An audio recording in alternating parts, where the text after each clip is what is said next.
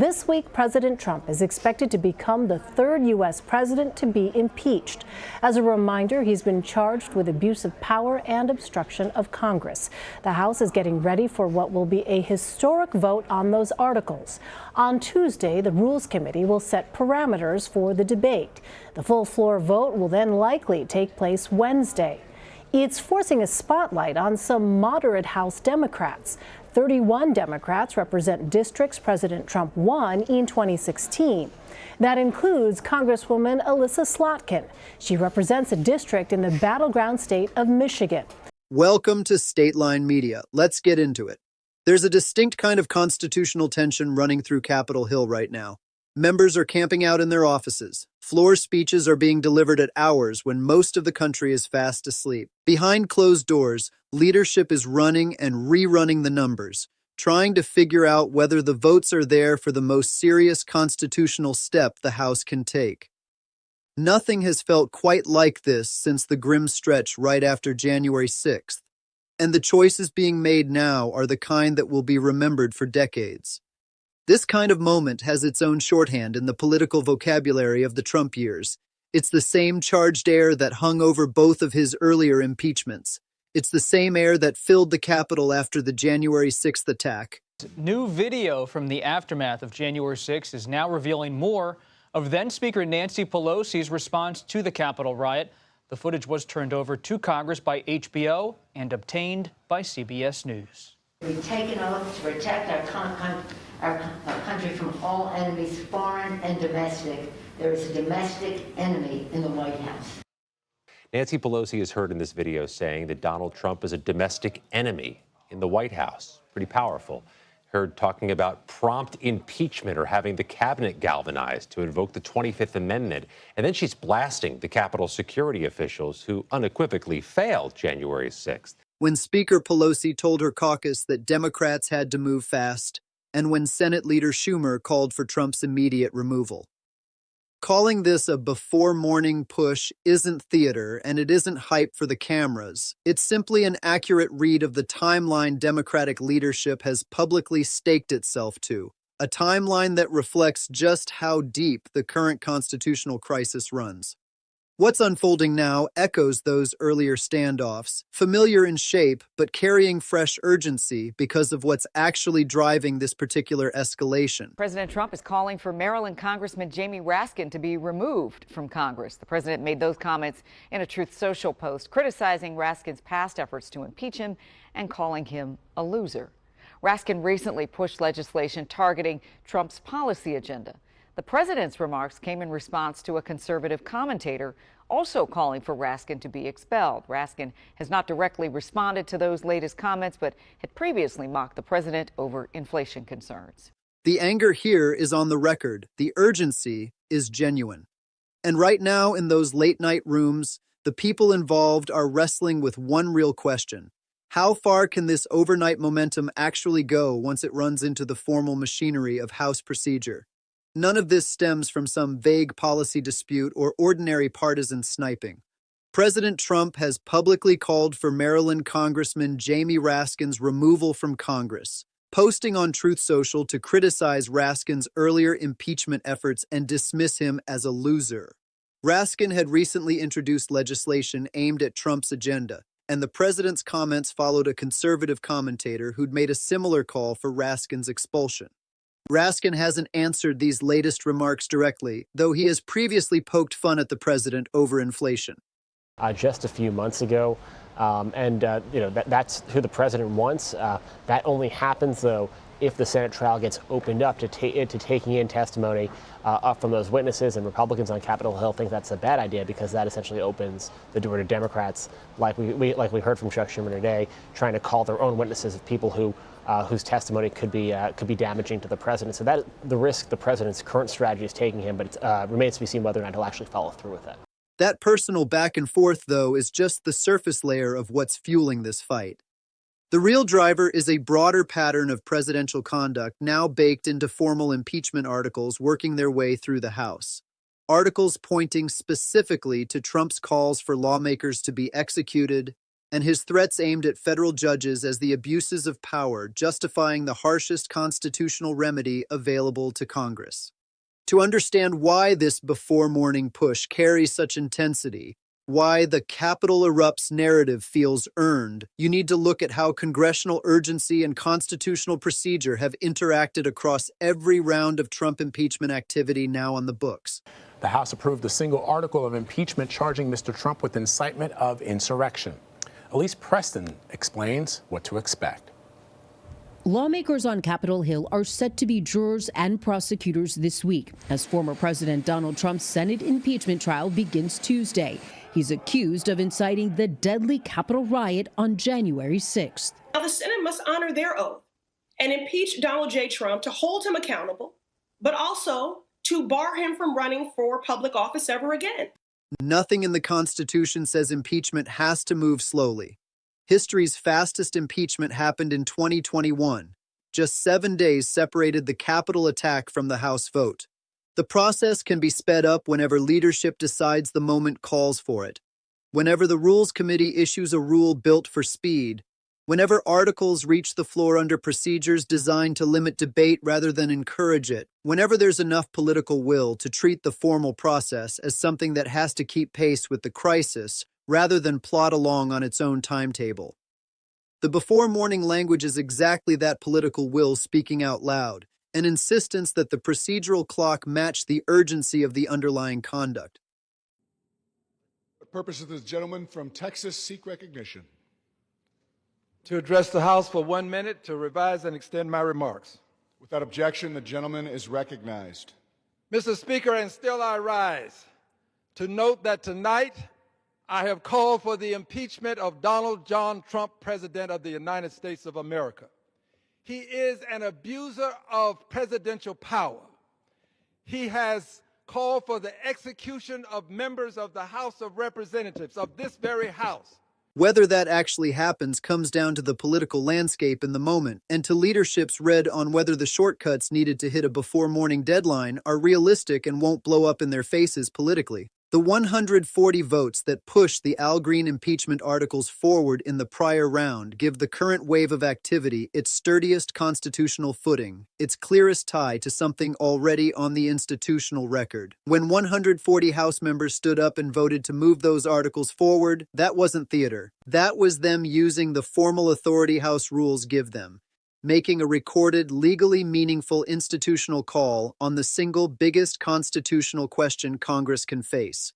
Those 140 votes went toward articles built around Trump's calls for executing lawmakers and his threats against federal judges, framed as the specific abuses justifying a constitutional response. Nearly 2/3 of the Democratic caucus backing those articles in a formal floor vote tells you something about how seriously those members weighed the conduct at issue. This wasn't 140 people venting general frustration with the president's politics. This was 140 people making a formal constitutional judgment. That specific documented behavior, threatening lawmakers, threatening judges, conduct with real consequences for the safety of the people targeted, crosses over from ordinary political friction into an impeachable abuse of power. The before-morning urgency now building rests on that vote, on the institutional record those 140 members put their names to when they went on record backing impeachment articles against a sitting president whose conduct they'd formally judged to warrant the most serious response the House has. There's something worth noting in how live coverage of the House process, the floor speeches, the procedural skirmishes, the whip count updates, the leadership statements, generates that Capitol erupts feeling for anyone watching the live streams. The actual mechanics of House consideration, committee markups, floor debate, amendments, procedural motions, the whole parliamentary sequence that governs how major legislation moves, aren't individually gripping the way a courtroom verdict is, but stack up hours of live coverage, add the growing sense that things are building towards something, mix in floor speeches ranging from genuinely eloquent to outright fiery, Throw in the visible strain on the faces of members making weighty calls in real time, and you get exactly the sustained drama the Capitol erupts framing is describing. The eruption really is just a formal constitutional process being broadcast live parliamentary procedure translated into the language of political crisis that viewers are tuning in for, and that the before morning framing is built to keep alive. The parallel to January 2021 is the historical touchstone that gives this overnight urgency its punch, and it's worth looking at why the eruption atmosphere carries the weight it does now. After the Capitol attack, Speaker Pelosi got on a call with her caucus and didn't mince words about either the threat or the timeline. "He must be removed," she said. "We cannot wait. Democrats will act with urgency because this president is an imminent threat to the country." Those weren't the words of someone performing for an audience. They came from someone who'd just lived through the very conduct she was calling impeachable, spoken in the building where she worked. What followed was the fastest impeachment in American history. That combination, overnight pressure, leadership resolve, the sense that the process had to rise to meet the crisis, is exactly what the Capitol erupts framing is trying to summon again now. And the conduct fueling today's urgency, the threats against judges, the calls to execute lawmakers, the pattern 140 members formally judged impeachable, is precisely what the comparison to January 2021 is meant to invoke as the nearest precedent available. The night isn't over. Members are still in the building. The formal process hasn't stopped moving. And the before morning demand is still being pushed with everything the institution has. The House does have tools to speed impeachment along. The Rules Committee can fast-track it. Leadership can cap debate. The Speaker can call votes at any hour, as January 2021 showed. But Republicans control the majority now, so Democrats don't have the 218 votes needed to pass articles the ordinary way. They're depending instead on privileged resolutions to force a floor vote. That structural reality makes the before morning language more a snapshot of the mood than a literal forecast of when any formal result will land. The 140 votes the Green articles pulled in represent the ceiling of what's formally achievable given the current Congress's structure. That's not nothing. It's a real floor vote with documented positions and real constitutional weight. But it isn't a majority either. The distance between 140 and 218 is exactly what the before morning energy has to close to get the House to actually pass articles of impeachment in the fullest constitutional sense. That gap can be closed. It's happened before when specific political shifts changed enough Republican minds to produce the bipartisan majority behind the second Trump impeachment. Closing it again means either the politics shift or the conduct escalates to a point where enough Republicans decide their oath outweighs the political price of breaking with their party on impeachment. None of that makes the before morning push hollow or purely for show. The 140-member floor vote is a genuine constitutional act with genuine consequences for accountability. The floor speeches happening now are building a real political record of what members think about the conduct at issue and what response they believe it demands. The leadership statements tied to this escalation are creating real commitments that will shape how the caucus responds going forward. And the conduct cited in these articles, the threats against judges, the calls to execute lawmakers, the broader pattern Democrats are calling an escalating constitutional crisis, is laying down the political and constitutional groundwork for whatever comes next, whenever conditions shift enough to make a majority vote possible. It's worth digging into how the before morning framing connects to the 25th Amendment track, the other constitutional path to urgent presidential removal, one that skips the two-thirds Senate threshold impeachment conviction requires, because that's the mechanism this overnight urgency really points toward. If the worry is that the president is too dangerous to stay in office another day, the 25th Amendment's fourth section is the tool built precisely for that. It lets the vice president and a cabinet majority transfer power immediately ahead of any congressional action just by sending Congress a declaration. The overnight removal scenario implied by the impeachment urgency could happen through that mechanism in a way it simply can't through impeachment, which needs both a House vote and a Senate trial, neither of which fits into a single night. Democratic leaders framing their demands in overnight terms are, whether they say so explicitly or not, acknowledging that the fastest removal path runs through the vice president and cabinet, and they're using the impeachment push as leverage on the officials who hold that faster option. The floor speeches defining these before morning sessions, the late-night oratory, the Capitol erupts mood produces from members who are talking to their colleagues and performing for the live stream audience at the same time are worth a closer look for what they say about the kind of political messaging this overnight urgency is meant to deliver. A member giving a midnight speech about the urgency of impeaching a sitting president isn't mainly talking to the handful of colleagues who happen to be in the chamber. She's talking to the millions watching the live stream, the real audience for that speech. The point isn't just that Trump should be impeached. It's that things are urgent enough that members of Congress are in the building at midnight making that case. The overnight atmosphere itself is part of the message aimed at the public, at the cabinet officials holding the 25th Amendment keys, and at any wavering Republicans, signaling that the situation warrants this kind of sustained institutional emergency response. The media environment feeding and amplifying the Capitol erupts mood, the live streams, the social media chatter, the YouTube channels running overnight floor speeches with countdown clocks and breaking news tickers, is itself a meaningful part of the accountability picture. Live coverage of congressional action creates its own form of oversight. Whether the procedural tools are actually being used to move the articles forward, whether leadership is following through on its overnight promises, whether the conduct that sparked all this is actually being addressed through the mechanisms meant to address it. People watching aren't just being entertained, they're exercising a kind of democratic oversight, watching the officials responsible for accountability to see whether they're living up to the urgency of the moment. And the attention the Capitol erupts framing draws to that oversight function is itself a form of institutional accountability, making the process more visible and more responsive than it would be if this were unfolding at the ordinary pace of a routine legislative day. Live coverage of these late-night sessions puts every member under a level of scrutiny the formal process alone can't provide. Just like in January 2021, the constitutional machinery can move fast when the politics line up. The open question is whether today's conduct justifies the same accelerated pace, and whether a different balance of power and different political dynamics will even allow it. Members giving midnight floor speeches are answering yes. Whether the process can actually deliver on that timeline is still an open question. The cabinet and the vice president matter enormously here because they hold the keys to the quickest removal option on the table. The 25th Amendment's fourth section exists for situations where a president can't carry out his duties.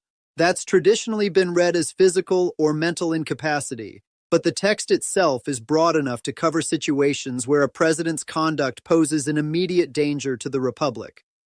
Democratic leaders pushing the before-morning impeachment demand are, in effect, asking the vice president and cabinet to weigh whether the president's conduct, the threats against judges, the calls to execute lawmakers, the broader authoritarian pattern, clears the bar for invoking the 25th Amendment.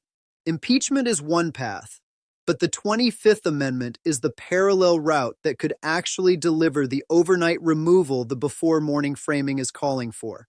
The vice president and cabinet officials are watching the same Capitol erupts coverage everyone else is.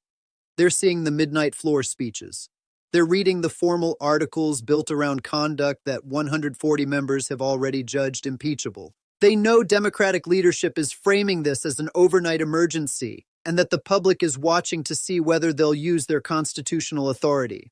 The pressure created by the before-morning framing isn't just aimed at getting members of Congress to vote for impeachment. It's aimed squarely at the executive branch officials with the power to transfer authority right away, without waiting on the slower House and Senate track. Democratic leaders pushing the impeachment demand are, at the same time, sending those officials a message. This is urgent enough that the tools built for urgency should be used. The articles filed in this latest round go further and carry more urgency than earlier ones, because they're addressing conduct that poses a more immediate threat to how democratic institutions function. Threats against federal judges strike directly at the independence of one of the three co-equal branches of government. Calls to execute lawmakers strike directly at the safety of the very members constitutionally tasked with holding the executive accountable. These aren't abstract policy fights. They're documented conduct that, left unaddressed, would erode the constitutional order itself. The 140 members who backed the Green Articles understood that, which is why they went on record supporting impeachment despite the structural obstacles the current Congress presents.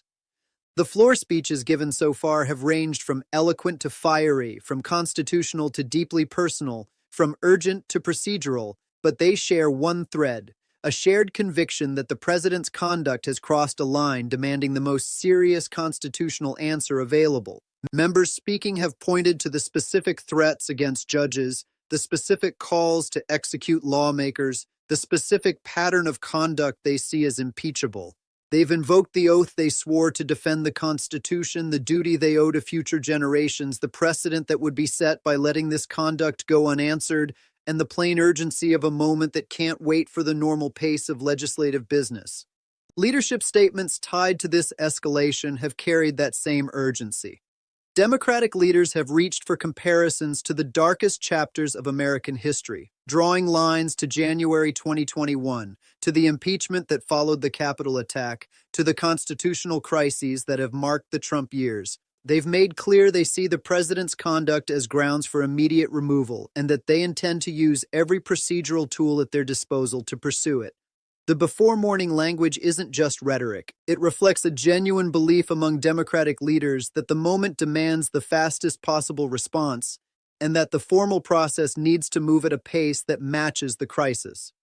The procedural tools being used to push this round of articles forward are the same ones used in past impeachments: privileged resolutions forcing a floor vote, expedited rules out of the Rules Committee, limited debate to clear procedural hurdles, leadership scheduling that keeps things moving overnight. None of this is new or untested. It's the same playbook that produced the fastest impeachment in American history. What's uncertain is whether today's political conditions will let that playbook deliver the same accelerated result, or whether the structural limits of this Congress will keep the before-morning outcome out of reach.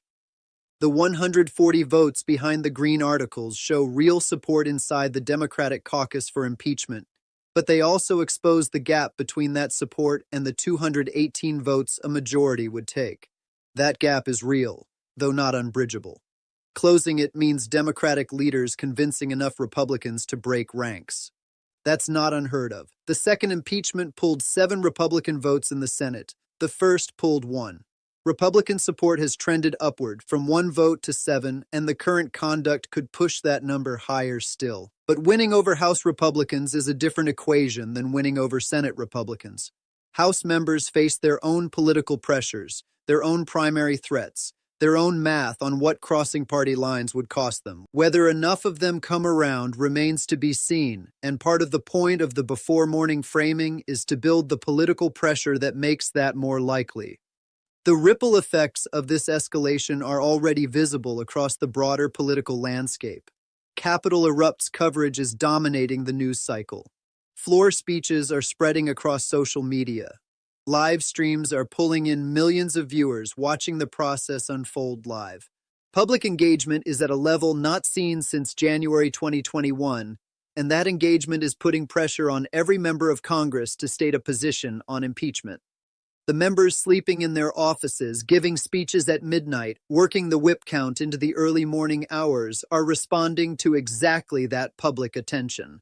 They know the country is watching, that the choices made in these coming hours will be remembered, and that the moment demands they act with the seriousness it warrants. There's also a longer-term legacy worth thinking about here. Whatever the formal outcome of this impeachment push, the record being built will last. The filed articles become part of the permanent congressional record. Every floor vote documents where each member stood. The floor speeches will be preserved as a historical account of what members believed about the president's conduct and what response they thought it required. Historians will study that record, legal scholars will cite it, and future generations will use it to understand how the constitutional system responded to the pressures of the Trump years. The before-morning framing isn't just describing this moment, it's describing a moment people will be talking about and debating for a long time to come. The urgency, the anger, the late-night sessions, the live coverage, a formal process running through mechanisms that have been tested before, all of it adds up to something that genuinely matters historically. The members of Congress in that building right now are doing precisely what the Constitution asks of them, exercising the accountability role assigned to the House, responding to conduct they believe demands the most serious constitutional answer, pushing for that answer with everything the formal process allows, and doing it all in full public view so Americans can watch and judge for themselves whether it measures up to the moment. The night isn't over. Members are still in the building. The formal process is still in motion. The articles are still under consideration. The before morning demand is still being pressed. And whatever the outcome, it will be the result of that formal process working through its constitutional channels under maximum pressure. The Capitol is erupting. Congress is pushing. And the formal process, at whatever speed it moves, is answering that pressure with every constitutional tool available to it. That's the story unfolding right now, and it won't stop until the accountability this moment demands is actually delivered, however long that takes and whatever combination of formal mechanisms ultimately makes it happen. This has been building for years. The night isn't over, and when morning comes, Congress will still be at it, still pushing, still demanding that the constitutional system deliver the accountability this moment calls for. For more breaking news and in-depth coverage, like and subscribe to Stateline Media. Thanks for watching.